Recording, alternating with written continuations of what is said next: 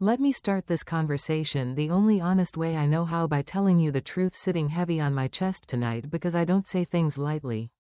Y'all know me. I don't jump at shadows. I don't spin conspiracies, and I don't poke at children. But when I look at Barron Trump right now, when I look at the silence, the distance, the disappearance, baby, something's off, something's wrong, and the Trump family may not want anybody asking questions, but I'm going to ask them anyway. And listen, I'm not talking about gossip. I'm talking about patterns, emotional patterns, family patterns, the kind of patterns you only start recognizing once you've lived long enough, seen enough, survived enough. And when I looked closely, really looked at how Barron moved, how he disappeared, how the adults around him shifted, my spirit whispered, pay attention, because here's the truth, and you know this from your own life. Children don't fade away for no reason. Children don't become invisible by accident. Children don't vanish while the whole house is on fire, unless somebody quietly moved them out of the room. And the timing, oh, the timing tells a story all by itself. The louder the Trump world gets, the quieter Barron becomes. The more the cameras chase Donald, the more Barron is nowhere to be found. The more public chaos erupts, the more the youngest Trump slips behind a curtain nobody wants us to look behind. Now, before we go a step further, I need to ask the family question I always ask, because I love knowing where this community is listening from. Which country are you watching from tonight? The US, the UK, Canada, somewhere else entirely? Drop it in the comments. I read every single one. And while you're down there, go ahead and tap that like, hit subscribe, and turn on notifications, because tonight's conversation isn't loud. It's not chaotic. It's not dramatic. It's quiet. And sometimes those are the most important conversations of all. Because when a child goes silent, y'all know this, the silence usually belongs to the adults, not the child. And as I started looking at Barron's timeline from when he was present to when he wasn't, I realized this wasn't teenage privacy or personality or shyness. This was something else, something deeper, something the Trump family has been dancing around for years. So take a breath with me. Because when a family this loud hides one child this completely, that's not a coincidence. That's a message. And tonight, we're going to figure out exactly when that message began. Now, before we talk about the silence, we need to remember the sound. The sound of who Barron Trump used to be before everything shifted. Because children don't just vanish. They fade little by little, step by step, until one day you wake up and realize you haven't seen them in months. And when I rewind Barron's timeline, I see something important, something a lot of people forgot. I remember that 2016 campaign. Barron was young, tired-looking, shy, overwhelmed, but present, standing behind his father at late-night speeches he didn't ask to be part of. Walking beside Melania at the inauguration, tall and quiet, that baby trying to look smaller than he was. Do you remember that moment when the whole world was yelling and chanting and celebrating or crying, and there he was? A child trying to breathe in a space built for adults? Then the early White House years. Here and there, you'd see him boarding Marine One, walking across the South Lawn, standing next to his parents with that nervous, polite posture kids have when they're told, "Smile, sweetie, the cameras are on." And even then, even in those rare moments, something felt off. He wasn't loud like Don Jr. He wasn't polished like Ivanka. He wasn't eager like Eric. He wasn't performing. He was surviving, just a quiet boy in an environment that eats quiet people alive. And let me say this because I've seen this dynamic too many times. Every family has that one quiet child, the one who watches instead of talks, the one who absorbs instead of reacts, the one who stays out of trouble not because everything's fine, but because they learned early that staying visible means staying vulnerable in a house full of storms. The memory hits me hard when I think about Barron now, because once upon a time, he wasn't gone. He was simply quiet, present, but muted, visible, but shrinking, showing up in ways that told me he was trying to exist inside a world that didn't make room for who he was. So the real question is, when did that quiet turn into absence? When did being in the background turn into nowhere at all? Because there is a moment, a shift where a child goes from tolerating the spotlight to running from it. And that moment, That's where this disappearance truly begins. Now, let's move from what we used to see, that tall, awkward figure, to what we suddenly and violently stopped seeing. Because when I look back at the last few years, at the escalating legal battles, the frantic, non-stop campaign stops, the court appearances that looked more like political rallies, the chaotic, high-stakes family gatherings, something screams louder than anything Donald has ever shouted into a microphone. Barron is the designated missing piece. He is not just absent. He is geographically and strategically neutralized. You don't see him at Mar-a-Lago events where the entire family is trotted out for loyalty checks. You don't see him standing behind Donald during campaign season announcements, a staple of every other child. You don't even catch the accidental glimpse of him walking past a window in the background of a Melania photo. And baby, that is not privacy. That is not teenage moodiness. That is a removal of political risk. That is a family entity ensuring one member cannot be deployed or exploited by the opposition. Let me break down the pattern because this is where the political alarm bells started ringing in my head. He was present, if only as a quiet shadow, through the end of the White House term. But during Donald's first wave of post-presidency legal inquiries, he was suddenly in Florida, enrolled in a new, private school with a tight security cocoon.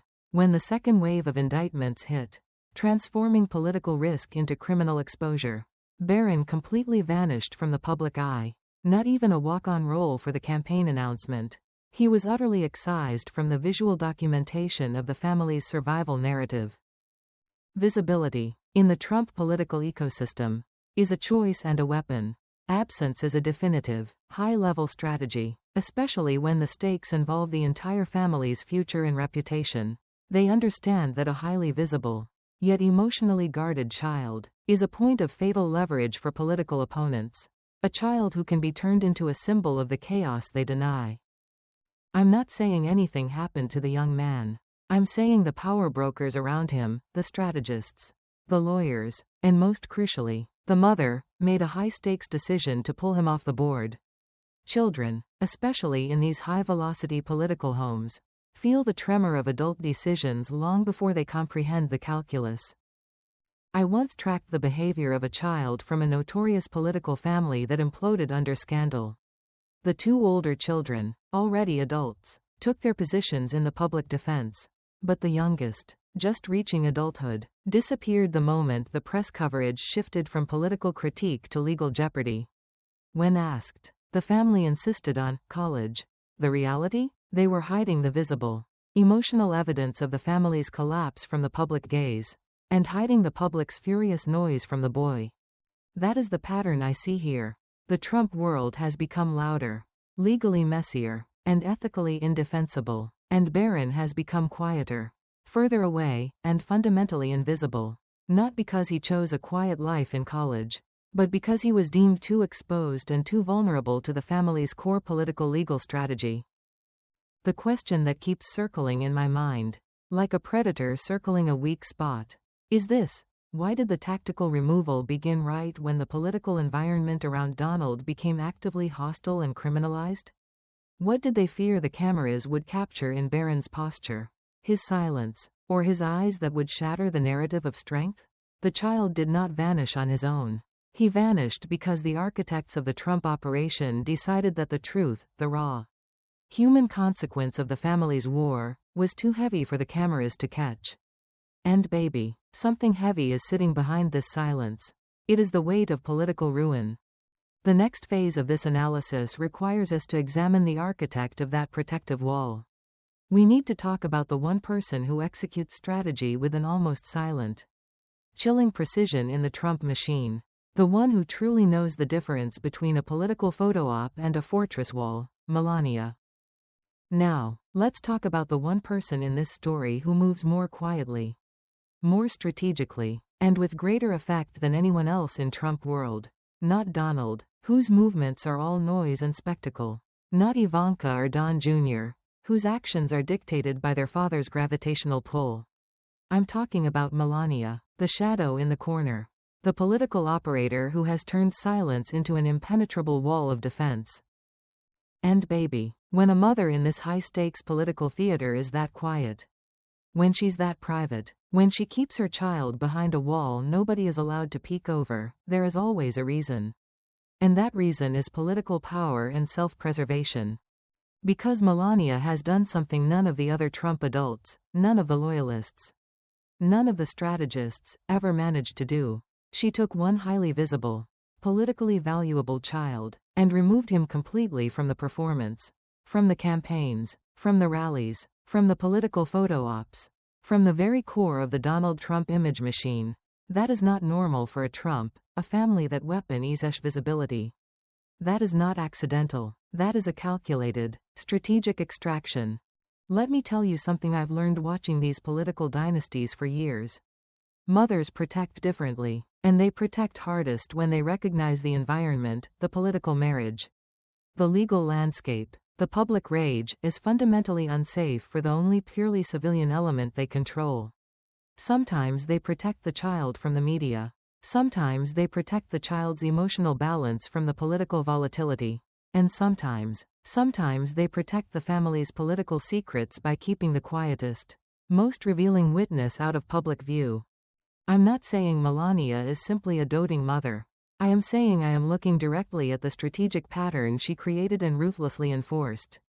The pattern only a mother, who is also an independent political entity, could execute against the demands of the Trump campaign machine. There was a prominent political wife I knew who maintained an absolute silence throughout her husband's spiraling career, watching his excesses and preparing for the collapse. She had one son, and she kept that boy so shielded, so isolated from the chaos that staff used to whisper, "Is she protecting him? Or is she protecting the exit strategy?" She once conveyed a clear message: "I know the war one married. My son will not be the casualty report." That sentence, that ruthless clarity, that's what Melania embodies. A mother who understands exactly what kind of political maelstrom she married. A mother who knows her husband's world runs on noise, legal risk, transactional loyalty, and perpetual chaos. A mother who knows Barron is not built for that world and may have told herself, "My child will not be swallowed by this political machine's fire." But here's the part that keeps tugging at me. The political vulnerability of the strategy. When a mother creates a bubble around her child that thick, that protective, that impenetrable, the child disappears, not just from political danger, but from every single familial and public tie. So now we have to ask the question Melania will never answer out loud: is she performing the ultimate act of maternal protection? Or is she creating the ultimate firewall to hide the political emotional damage the family's chaos has inflicted upon him? Because whichever it is, protection or political control, it established the first, deepest fault line in this disappearance.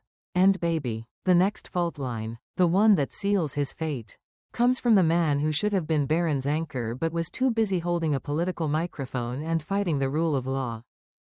Now, let's talk about the other side of Barron's world.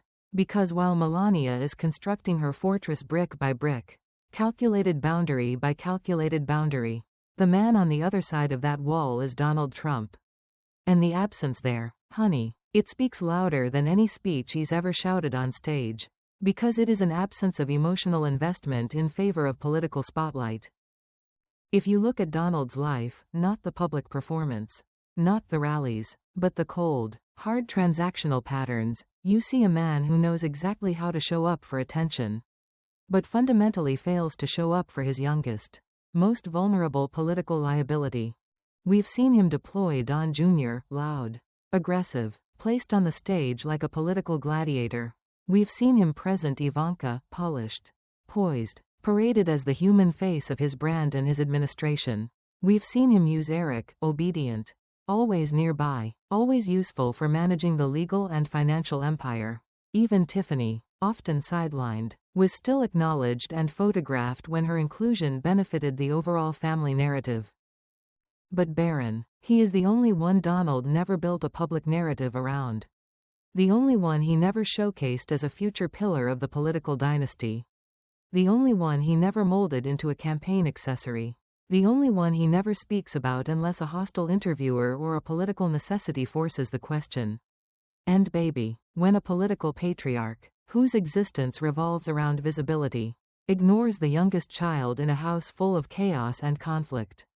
That child learns a core, brutal lesson: if I stay quiet, I will stay politically safe. Let me tell you about a little boy I knew once.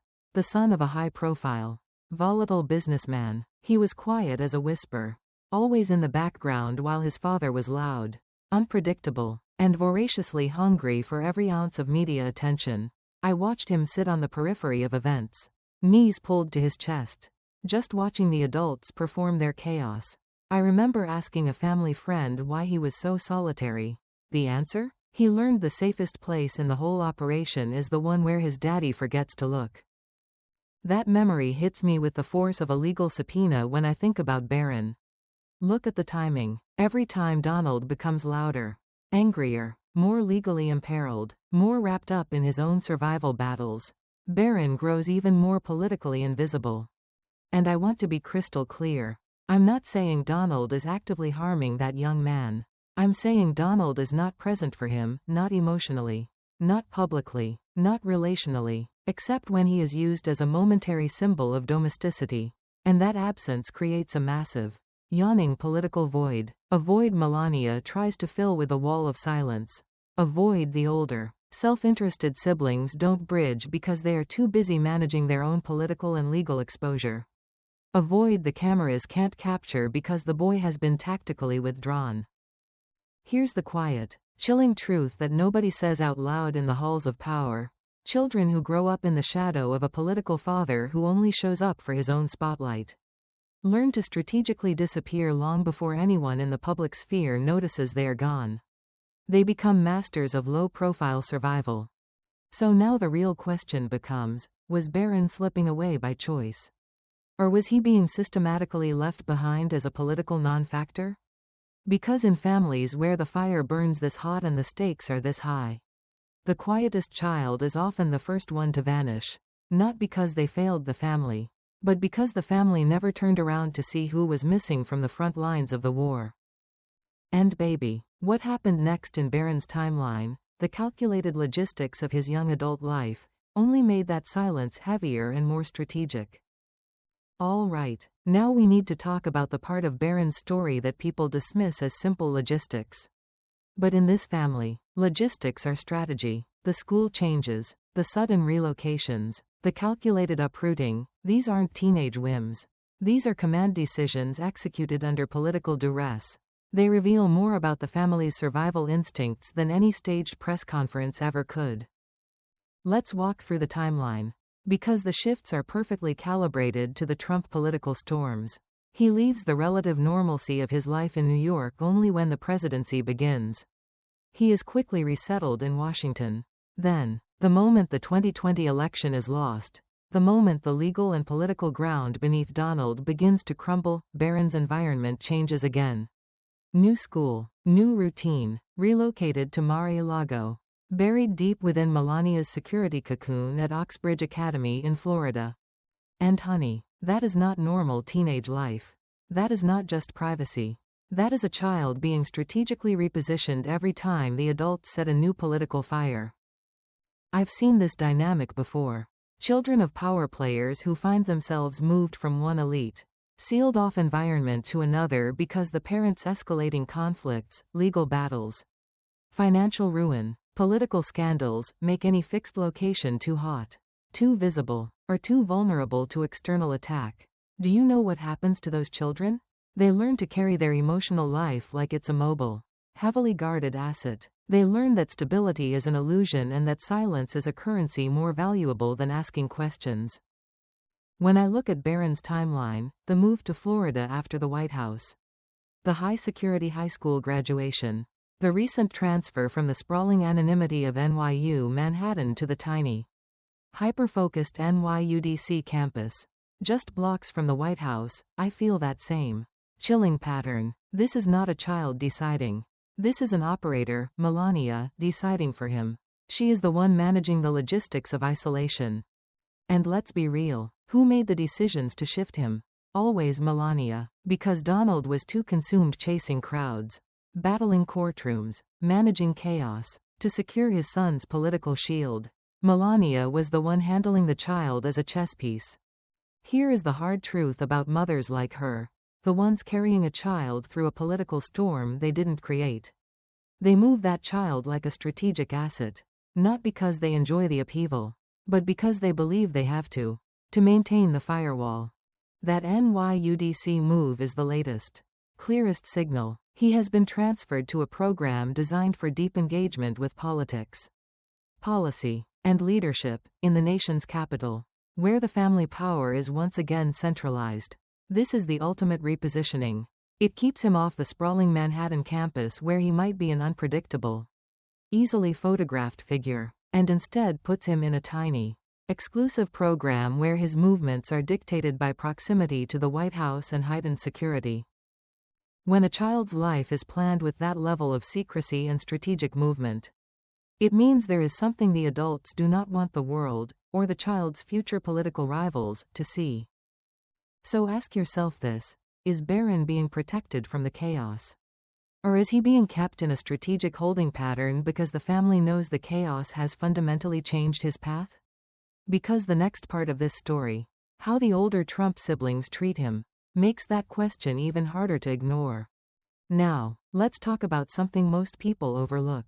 Not because it's invisible, but because the subtlety of its exclusion hides the stark political reality. The way the older Trump kids treat Barron, or more accurately, the way they strategically fail to acknowledge him as a peer or ally. In a political dynasty that runs on performance and public loyalty, the family's narrative is meticulously crafted. Yet, if you scroll through the photos, the campaign clips, the celebratory gatherings, the social media broadcasts, the central, unavoidable pattern is the distance between Barron and the Ivana-era siblings. Point 1. With the exception of Tiffany, who, as an outsider herself, shows a sliver of genuine, protective siblinghood, the primary Trump children treat Barron not as a brother, but as a remote political asterisk. Let's dissect this chilling dynamic, because each cohort tells a story of survival. Don Jr., the attack dog, the most aggressively visible political performer. You ever notice he rarely brings up Barron outside of a nervous joke about his height or a quick, generic mention in a large list? He never posts him, never includes him in the narrative of the true loyalist heirs. This tells me Don Jr. sees Barron not as a teammate, but as an unpredictable variable, a product of a different mother and a different political era. His absence from Don Jr.'s public world is a strategic choice to maintain ideological purity. Eric, the reliable son, the loyal implementer of the family business. While Eric occasionally tries to bridge the gap with an awkward compliment about Barron's height or technology skills, the energy is always strained, never fraternal. He positions himself as the protective older brother who knows the youngest is valuable. But that value is almost always framed in terms of political utility, his tech insight, his Gen Z appeal. When an older sibling can only connect with the youngest through a transactional lens, it means the household was divided by political self-interest long before the public ever saw it. Ivanka, the former MAGA princess, the one who perfected the art of the polished presence, she executed a major political retreat, stepping back from the administration and the campaign chaos. Point 2. Yet, when she walked away to establish her firewall of normalcy, she did not scoop the youngest up with her. Her silence on Barron is deafening. It signifies a complete emotional severance from the chaos, and the youngest child is seen as an unnecessary liability in her post-political life strategy. This dynamic is not just typical age difference, it's the political triage of a powerful family. The way the oldest siblings avoid full, casual engagement with Barron tells you how heavy that house truly was. They saved themselves from the whirlwind, establishing distance between their future and the family's ultimate political reckoning. The youngest is still living inside the fire, guarded only by his mother's wall. Here is the truth nobody in the political sphere says out loud. The silence of those siblings around Barron is the clearest emotional barometer of the damage the Trump political machine has inflicted on its own domestic core. The way they keep him at arm's length indicates that they view the youngest not as a brother, but as a highly sensitive, unmanageable piece of evidence of the family's instability. And honey, the deeper truth hits even harder when we look at the emotional silence surrounding Barron himself. A silence that carries both weight and a political warning. We're here now. At the moment this entire political excavation has been leading to the quietest truth. Because after everything we've looked at, the strategic disappearance, Melania's impenetrable fortress, Donald's calculated absence, the older siblings' political distance, the constant, strategic relocations, there is one final question. What does Barron's absolute silence communicate about the entire Trump house? I've spent years watching powerful families, tracking the fracture points in political dynasties. What I have learned is that when a family is this loud, this chaotic, and this embroiled in legal warfare, the quiet child becomes the most accurate emotional barometer. They tell the truth the adults are too proud, too busy, or too politically broken to acknowledge. Barron's silence is not empty. It is not accidental, and it is not meaningless. His silence is a symptom, a reflection, a devastating message. It is a mirror held up to the Trump world, showing exactly how chaotic, how unstable, and how ultimately self-destructive things have become behind the velvet ropes of Mar-a-Lago and the barricades of the campaign trail. Let me say this again, slowly, because the compassion must cut through the politics. This is not about attacking a young man. This is about understanding the high-risk environment he was forced to survive. He absorbed the tension, the political stress, the unspoken fears, the arguments behind closed doors, the pressure placed on his last name, and the relentless expectation to remain invisible because the adults were too fragile for the truth. I've spoken to so many who have lived through these storms, and almost every one of them has said something like, if you want to know the truth about a household in crisis, watch The Quietest Child. They'll show you everything the adults are hiding. That is what Barron is showing us right now through his absence, through his distance, through the strategic removal from view at the exact moments Donald's world is breaking open. A child's silence is never just quiet. It is full of everything the political players refuse to acknowledge. And maybe, just maybe, the Trump family's biggest secret right now is not about politics or money or courtrooms. Maybe the real secret is what their unrelenting political war has turned Barron into, a silent witness, a strategic ghost. And baby, the truth waiting in that silence is bigger, heavier, and more revealing than anything Donald has ever said on a stage. It is the political price of chaos.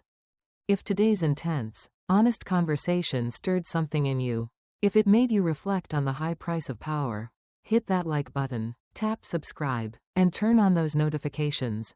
Not for me, but because these conversations deserve space. Now, I want you in the comments tonight. Tell me something real. What political dynasty have you watched where the youngest generation became the silent victims of the older generation's fight?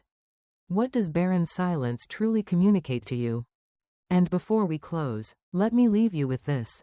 When the youngest child in a powerful, warring family disappears, it's never just silence. It's a sign, a warning, a reflection of everything the adults refuse to name. Go ahead and click that video on the left. Don't just let it sit there watching you. I'll meet you over there and together we'll keep pulling the truth out of the shadows they hoped we'd never look.